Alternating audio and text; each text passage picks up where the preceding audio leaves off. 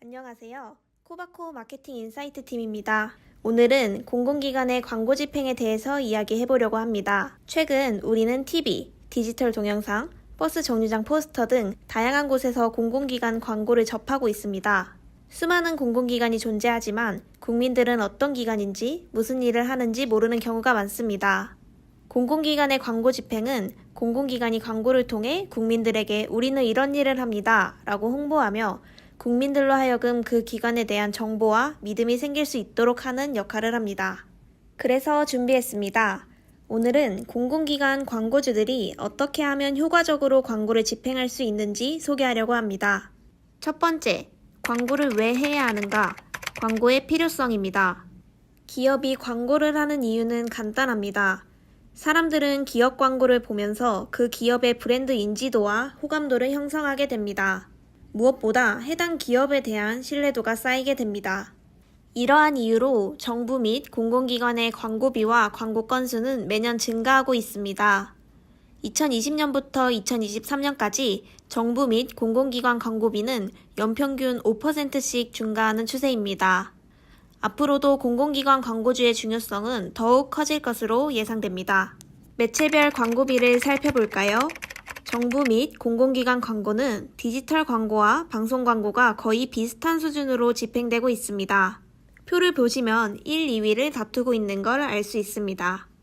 또한 인쇄 광고와 5개 광고의 비중이 일반 광고 대비 높은 것이 특징입니다. 공공기관 광고에 대한 고객 반응을 살펴볼까요? 2023년도 기준 TV 광고를 집행한 공공기관 중 약 61%의 공공기관이 고객 만족도 1등급 이상의 상승 혹은 우수 등급을 유지했습니다. 공공기관은 TV 광고를 통해 고객들의 긍정적인 반응을 이끌어낸다는 것을 알 수 있습니다. 그렇다면 공공기관 광고주가 광고를 집행할 때 가장 중요한 것은 무엇일까요? 바로 효과적인 매체 전략을 펼치는 것입니다. 정부 및 공공기관 광고주를 위한 효과적인 매체 선택 방법을 알려드리도록 하겠습니다. 먼저 매체 이용 시간입니다. 우리에겐 너무나 친숙하고 오래된 친구와도 같은 TV는 스마트폰에 이어 두 번째로 높은 이용 빈도를 갖고 있습니다.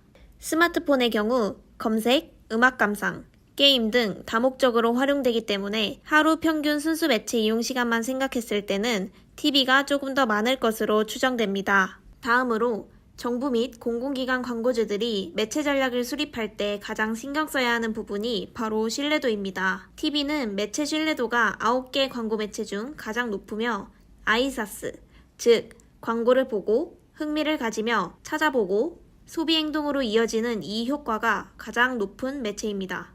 그러면 비용 효율 면에서는 어떨까요? 1000명에게 광고 메시지를 전달하는 데 소요되는 비용을 CPM이라고 합니다. CPM 분석 결과 지상파 TV는 1000명당 광고 노출비가 유튜브보다 3.8배, 넷플릭스보다 11배 높은 것으로 나타났습니다. 또한 강력한 도달 효과가 TV의 강점입니다. 유사한 광고비를 투입했을 경우 디지털보다 도달률이 높게 나타나 국민 전체를 타겟팅하는 정부 및 공공기관 광고주에게 적합한 매체 선택이 될 수 있습니다. 한마디로 같은 돈을 쓸 때 TV 광고는 더 많은 사람에게 더 효율적으로 전달할 수 있습니다. TV는 디지털 광고 사기와 불법, 유해 콘텐츠가 자동으로 노출되는 브랜드 안전 위협이 없는 클린 매체입니다. 광고 사기나 브랜드 안전 위협에 걱정이 없는 매체이기에 공공기관 광고주들은 TV 광고를 필수적으로 선택하는 것이 좋습니다. 효과적인 매체를 선택했다면 그 매체 안에서는 어떤 채널을 골라야 할까요? 파편화된 미디어 시대에서 절대적인 커버리지를 가진 매체는 존재하지 않습니다. 그렇기에 단일 매체에 집중하기보다는 디지털과 지상파 TV의 미디어 믹스를 적절하게 설정하여 광고 효과를 극대화해야 합니다. KBS와 MBC 같은 공영 채널은 높은 신뢰도와 비용 효율성을 보유한 채널입니다. 종편과 유튜브 대비 4배 정도 높은 효율성을 가지고 있습니다. 특히 가장 신뢰하는 매체 조사에서 1, 2위를 차지하였기에 공공기관 광고주들의 가장 적합한 채널이라고 할 수 있습니다. 이렇듯 높은 신뢰도를 갖고 있는 지상파 매체 KBS와 MBC에 광고를 하고 싶다면 공영 미디어랩 코바코를 알아야 합니다. KBS나 MBC의 드라마 혹은 예능 프로그램 앞뒤에 우리 기관의 광고가 나왔으면 좋겠다고요? 코바코에는 이런 일반 광고 상품을 구매하는 방법이 총 3가지 있습니다. 첫 번째는 업프론트, 최소 3개월부터 최대 1년까지의 광고 상품을 구매하는 방식입니다. 풍성한 추가 보너스와 지정 가산율 혜택이 제공되어 대형 광고주들의 선호도가 높은 판매 방식이라고 할 수 있습니다. 두 번째는 코바코의 가장 보편적인 판매 방식이라고 할 수 있는 정기물입니다.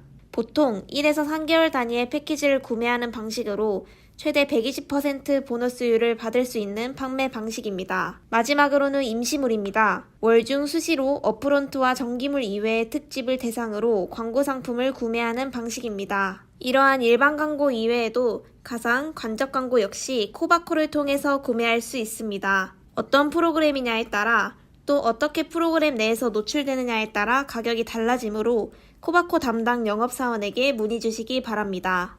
마지막으로 KBS 2채널과 MBC의 콘텐츠는 앞으로 어떻게 이어질지 라인업을 살펴볼까요?